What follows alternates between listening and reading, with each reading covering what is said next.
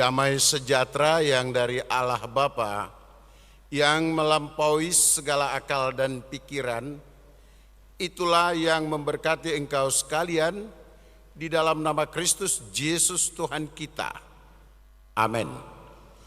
Saudara-saudara yang dikasihi Tuhan Yesus, berbahagia dan bersukacitalah karena Tuhan begitu mengasihi dan menyayangi engkau sekalian.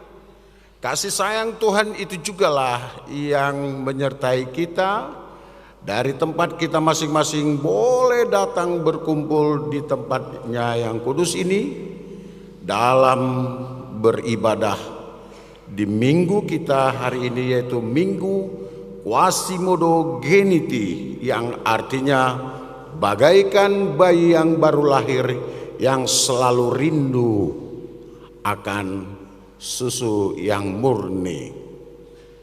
Minggu kita hari ini diterangi satu tema yang besar, yaitu hidup dalam kekudusan. Saudara-saudara yang dikasihi Tuhan Yesus, tentramkanlah hati dan pikiranmu. Terimalah firman Tuhan pada minggu kita hari ini yang diambil dari kitab Rasul Petrus, kitabnya yang pertama, pasal yang pertama, ayat yang ke-13 sampai yang ke-16.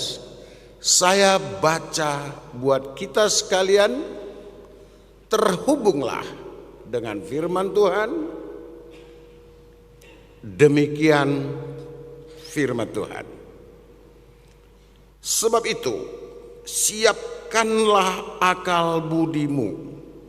Ini perlu kita garis bawahi. Siapkanlah akal budimu, waspadalah dan berharaplah sepenuhnya pada anugerah yang akan diberikan padamu pada saat Yesus Kristus menyatakan diri. Hiduplah sebagai anak-anak yang taat dan jangan turuti hawa nafsu yang menguasai kamu pada waktu kebodohanmu. Tetapi hendaklah kamu menjadi kudus di dalam seluruh hidupmu, sama seperti Dia yang kudus yang telah memanggil kamu.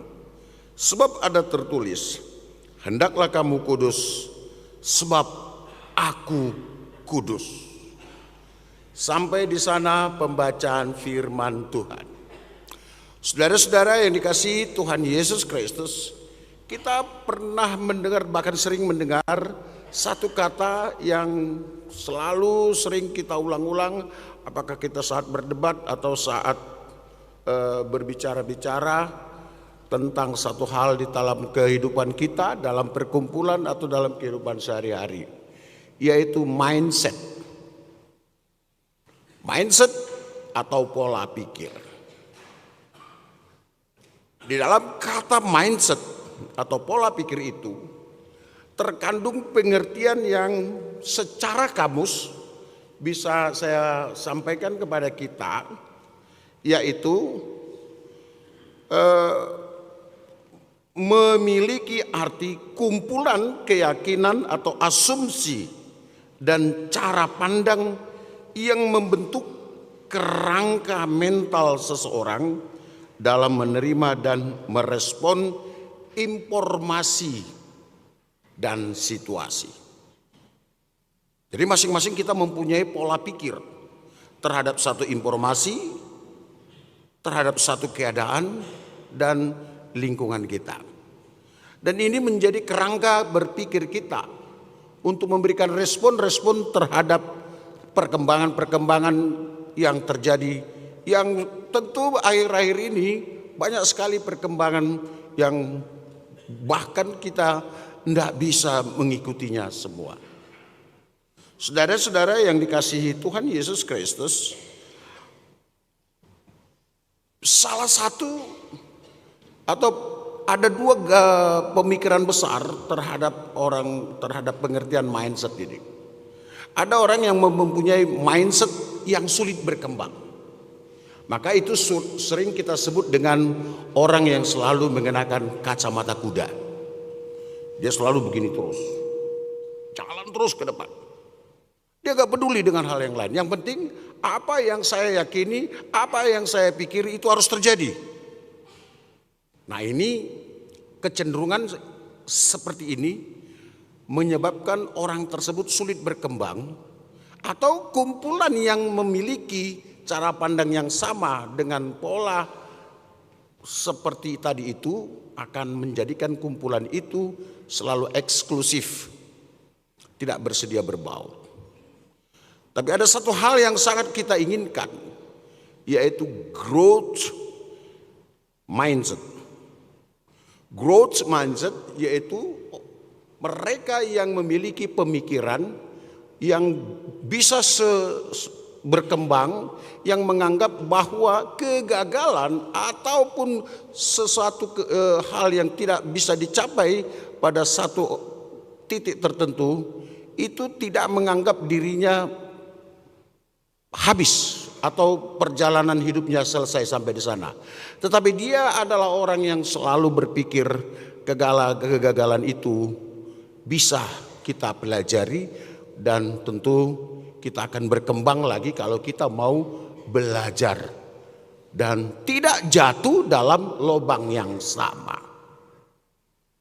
Nah, ini penting dalam perjalanan kehidupan kita.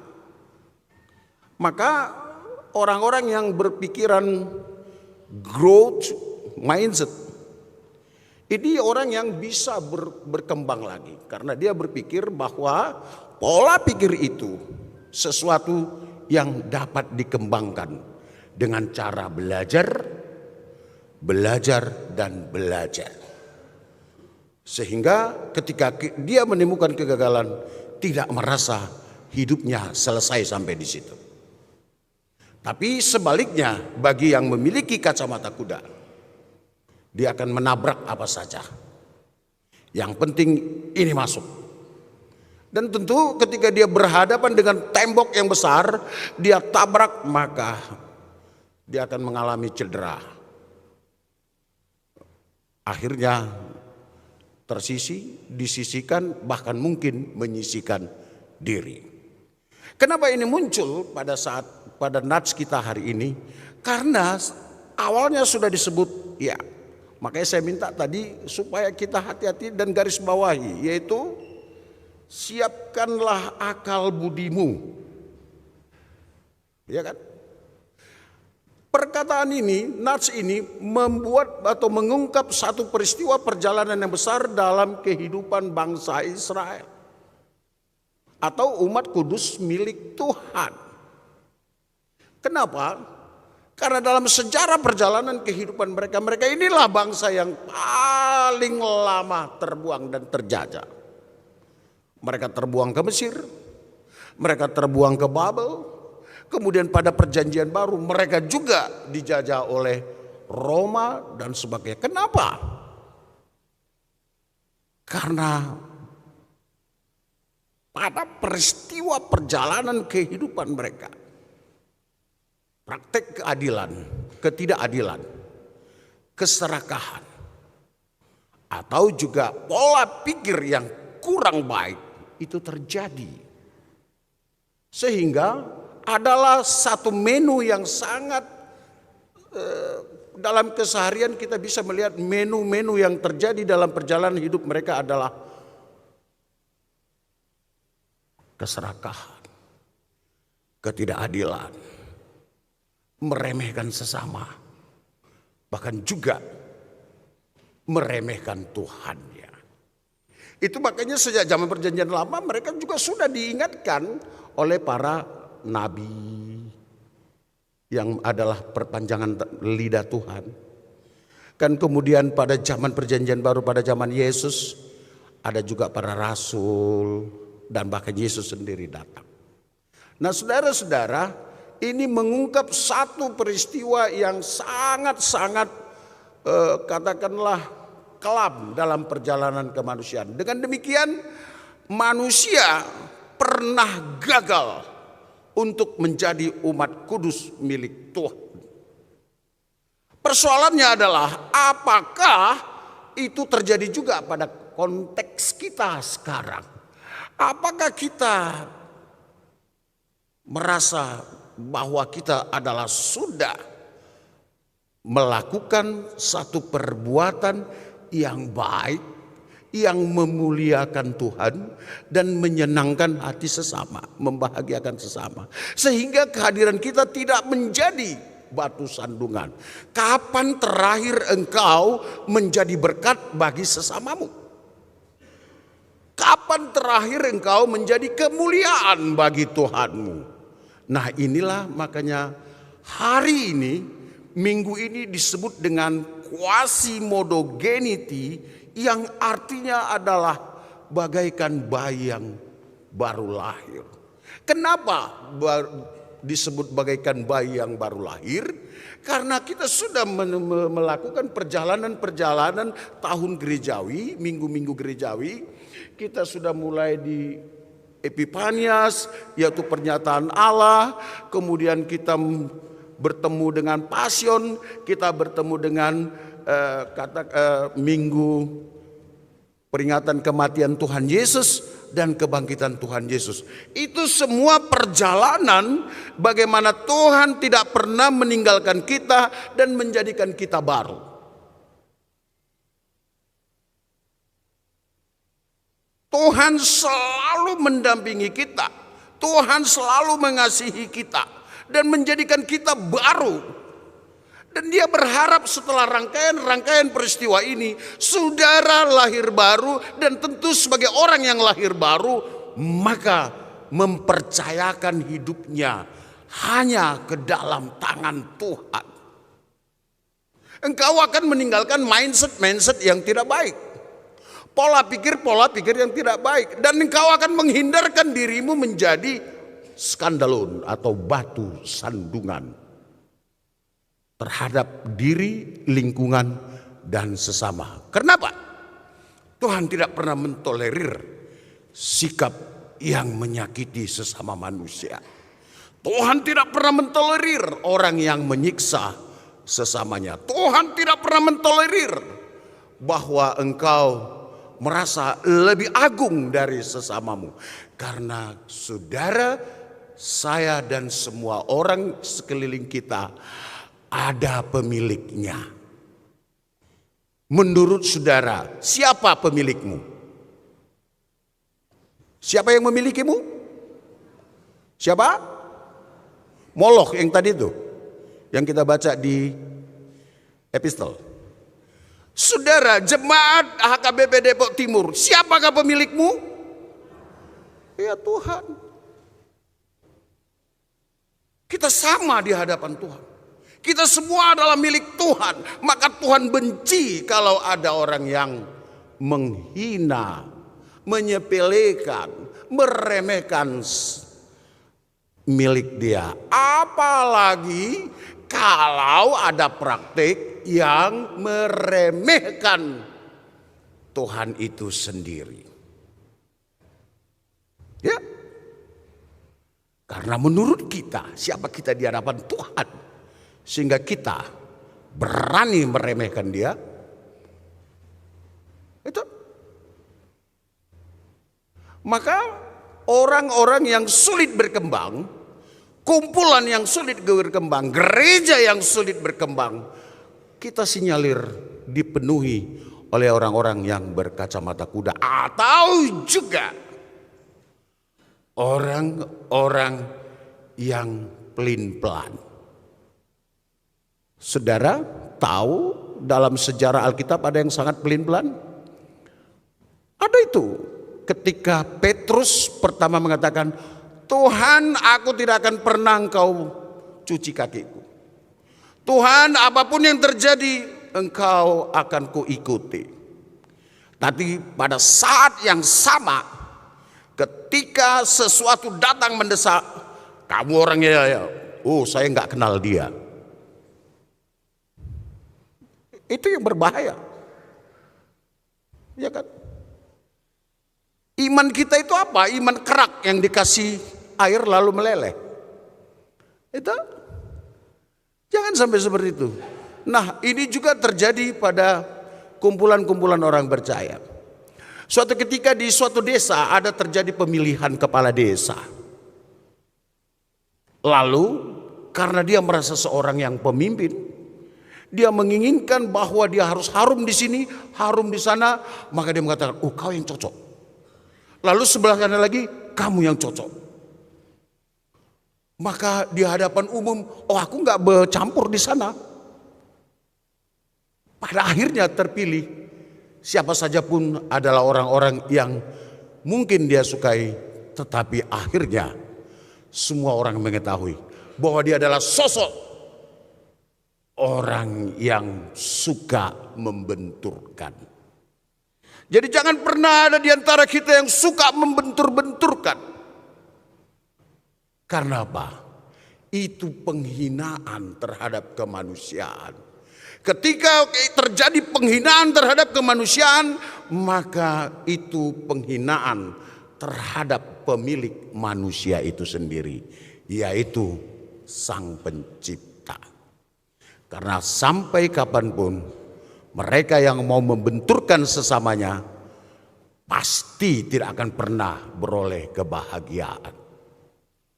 Maka dalam kehidupan kita, firman Tuhan mengatakan, jika ya katakan ya, jika tidak katakan tidak.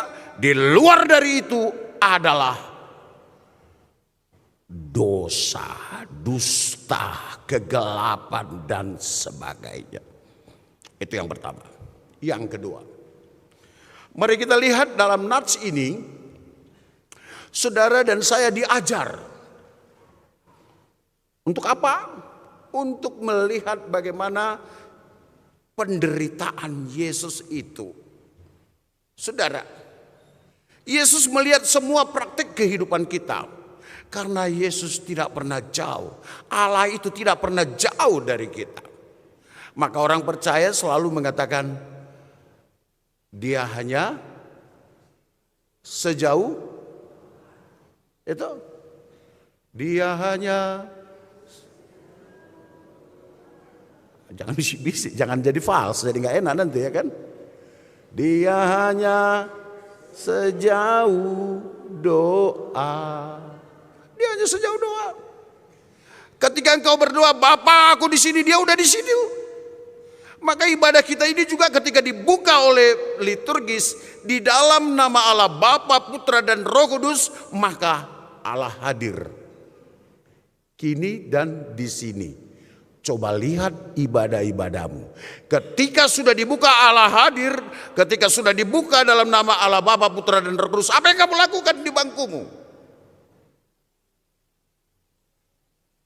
Adakah hatimu terpusat ke sana?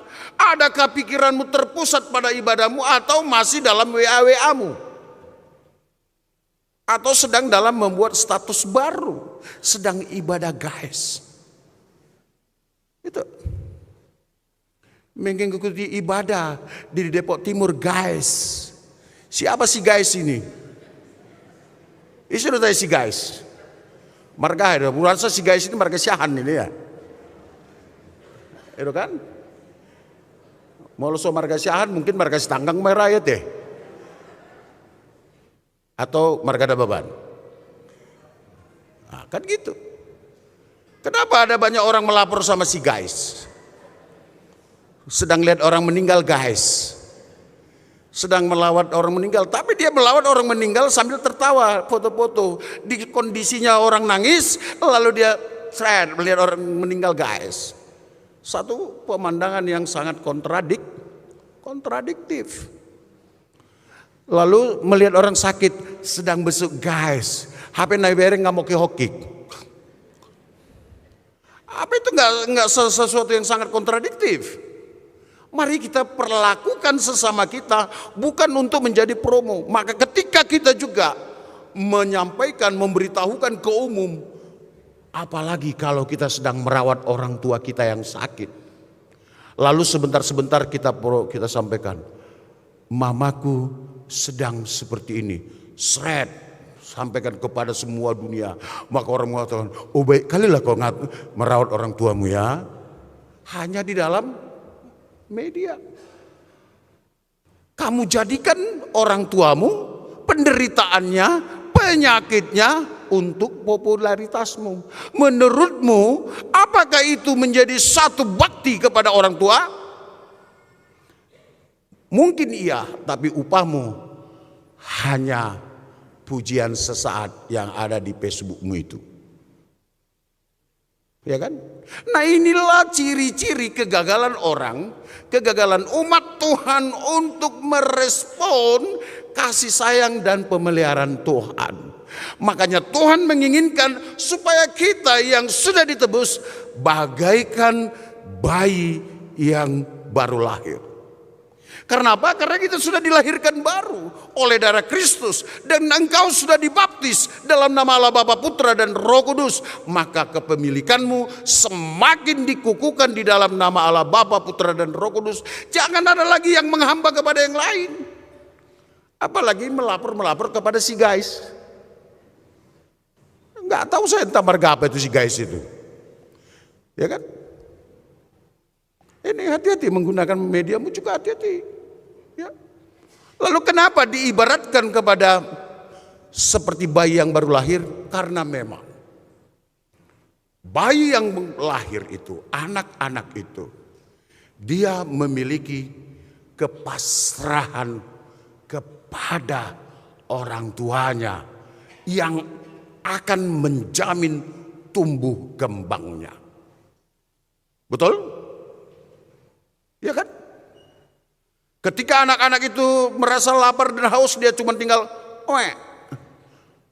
Lalu orang tuanya atau orang sekelilingnya yang mengasihi dia, kalau dia mencintainya, kalau dia mengasihinya, maka dia akan memberikan yang terbaik, yaitu sesuatu yang sudah Tuhan formulasikan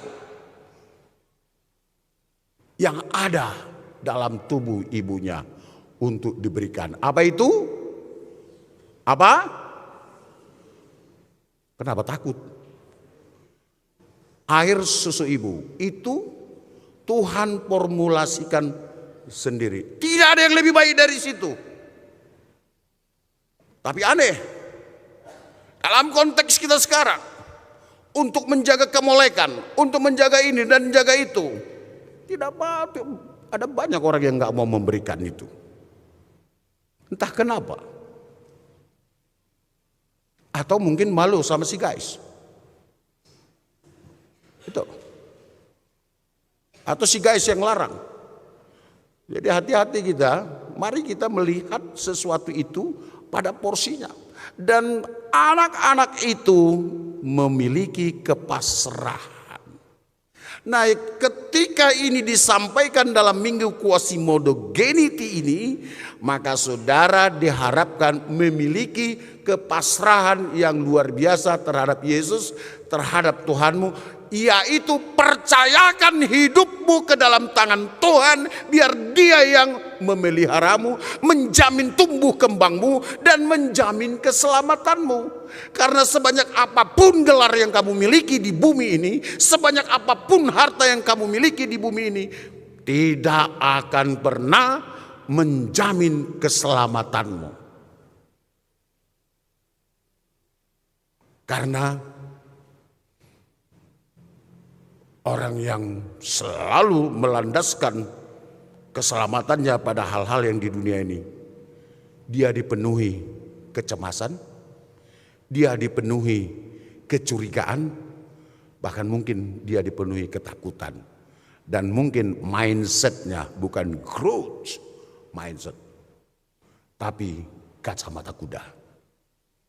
Saudara-saudara yang dikasihi Tuhan Yesus, maka mari kita menjadi sosok bayi atau sosok yang mempercayakan hidup kita ke dalam tangan Tuhan. Ini jangan pernah ada keraguan. Jangan pernah ragu terhadap imanmu. Jangan pernah ragu terhadap kasih sayang Tuhanmu. Dan itulah yang Tuhan lihat dalam kehidupan kita. Yang ketiga, pada minggu kita hari ini, Nats ini mengajarkan kita untuk boleh bersama-sama bahwa akhirnya Yesus menginginkan kita untuk menjadi kudus. Maka dikatakan jadilah kudus. Ya, gereja adalah kumpulan orang-orang yang diambil dari kegelapan lalu dibaptis dan diberkati, dikuduskan. Maka gereja itu, yaitu kita yang ada di dalam gereja ini akan menjadi kudus karena kuduslah Tuhan Raja gereja itu. Dalam bahasa Bataknya disebut songonon. Badiama huriai, badiama ruas ni huriai, aina pinapungu-pungu doi sian hahulumon, di paojak tuhatiron, di parbadiai, badiama ruas ni huriai, ai badiado, Jesus Raja ni huriai, apuna huriai. Luar biasa, itu dogma kita. Dan itu keyakinan kita. Kita tidak boleh meper dari situ. Lalu bagaimana supaya kita kudus? Ada banyak orang memberikan teori-teori. Supaya engkau kudus harus rajin puasa, harus begini, harus bertapa. Nggak ada itu. Supaya engkau kudus, engkau harus membenci dunia ini. Nggak ada itu. Kenapa? Yesus juga datang ke dunia ini untuk memperbaharui. Lalu kalau Yesus benci kepada dunia ini, benci kepada pengisinya, dia tidak akan datang. Dia tidak akan mengampunimu, dia tidak akan menjadikanmu baru. Maka kalau ada orang mengatakan supaya engkau kudus, ayo kita pergi bertapa ke sana. Tidak ada itu. Enggak benar itu menjadi orang kudus. Tapi menjadi orang kudus adalah hidup di dalam Kristus and Kristo, di dalam Yesus, yaitu mau datang dan berbaur kepada sesama sebagaimana Kristus yang datang ke tengah-tengah dunia. Dia datang, dia temui para penjahat sekalipun, bahkan dia harus mati tersalib bahkan di tengah-tengah penjahat besar itu. Lalu kalau kamu mengatakan untuk menjadi kudus engkau harus membenci dunia, kamu mau tinggal di mana? Itu? Jangan pada penganggap bahwa dunia ini sesuatu yang sangat tidak baik. Lalu oleh sebab itu kita harus membenci dunia ini. Enggak. Karena awalnya Tuhan menjadikannya itu semua baik.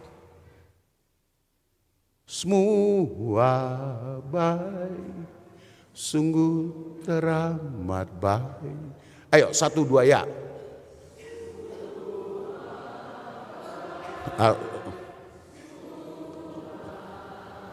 Coba kalau kita nyanyikan agak bagus, nggak usah pas. Kita nyanyikan juga bagus supaya yang mendengar juga agak enak kan gitu. Semua 1, 2 ya.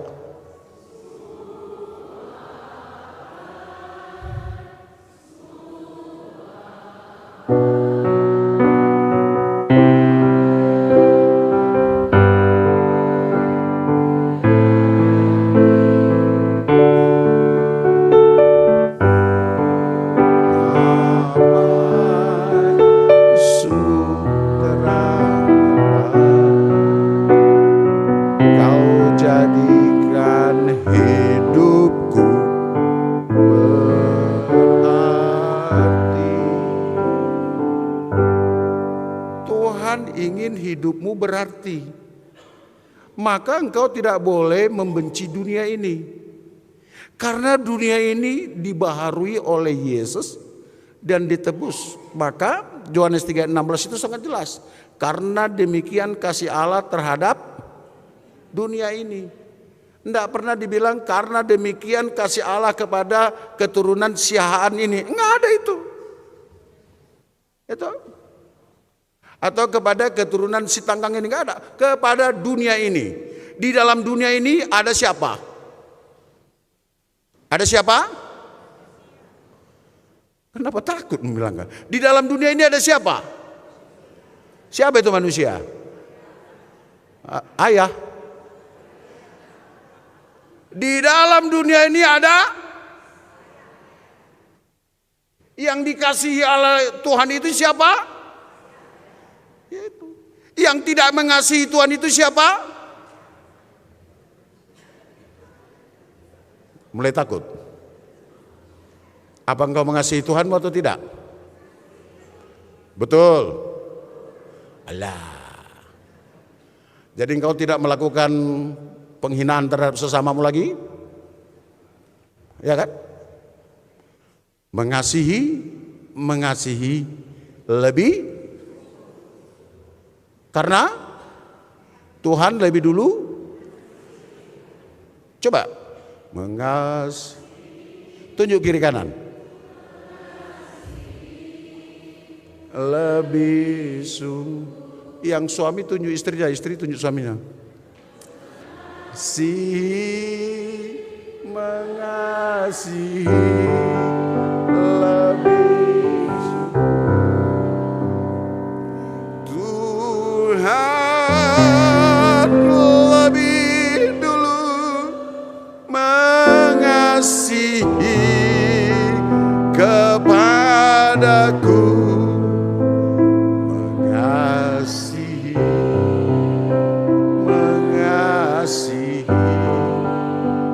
lebih. Maka supaya engkau kudus, bukan engkau harus pergi bertapa, bukan harus engkau membenci dunia ini, bukan engkau harus meninggalkan dunia ini. Menjadi kudus adalah hidup di dalam Kristus. Orang yang hidup di dalam Kristus dang perbadabi. Betul kan?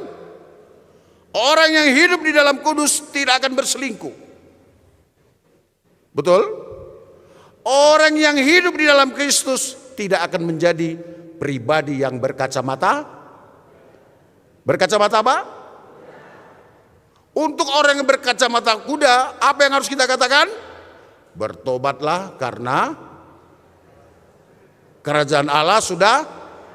Bagi mereka yang pelin-pelan dalam iman dan percayanya, kita katakan bertobatlah karena kerajaan Allah sudah dekat. Jadilah bayi yang baru lahir, yang selalu rindu akan kemurnian, yang mau mengatakan ya, kalau ya, tidak, kalau tidak. Firman Tuhan tidak bisa didiplomasikan.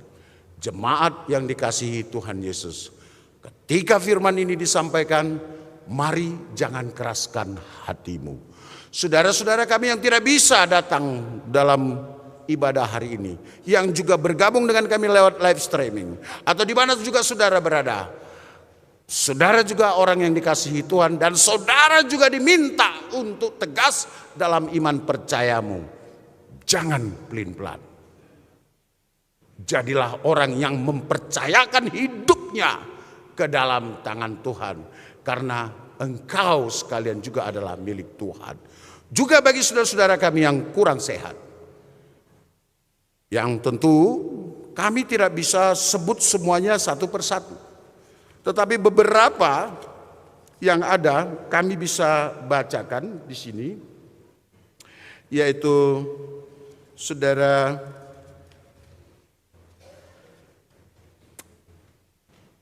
Inang Pasurya dan juga sahabat kami Inang Mawar Panggabean, juga Inang Sibarani Boru Panjaitan, juga orang tua kami yang di rumah, yaitu Opung Lydia Boru Sihombing, juga Bapak Sihar Sitohang yang hari ini kami membaca sedang di dalam rawat di persahabatan, tapi Tuhan mempermuliakannya, dan kita boleh berdoa buat keluarga agar tetap kuat di dalam Tuhan Yesus.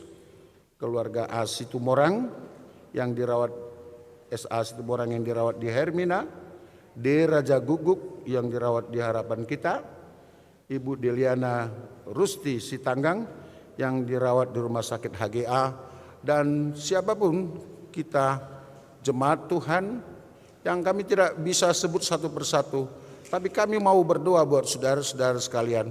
Biarlah Tuhan yang menjamah, biar Tuhan yang menguatkan saudara sekalian. Jadilah baru di dalam Kristus. Amin. Bapa yang kudus, yang kami sapa dalam nama Tuhan Yesus, terima kasih buat kasih sayang-Mu. Terima kasih juga buat firman-Mu yang mengajarkan kami untuk kami mempercayakan hidup kami ke dalam tangan-Mu. Hanya di dalam tangan-Mu kami bisa bertumbuh, berbuah untuk kebaikan sesama kami, terlebih juga buat kemuliaan-Mu ya Tuhan. Juga sahabat-sahabat kami, saudara-saudara kami yang kurang sehat atau juga yang sedang berduka cita, Tuhan tolong mereka, kuatkan, berikan pemulihan bagi yang kurang sehat, dan juga berikan penghiburan bagi yang harus terpisah oleh kematian. Oh Yesus, Bapa yang kudus, kasihanilah kami. Jadilah kehendak-Mu dan ampunilah dosa kami.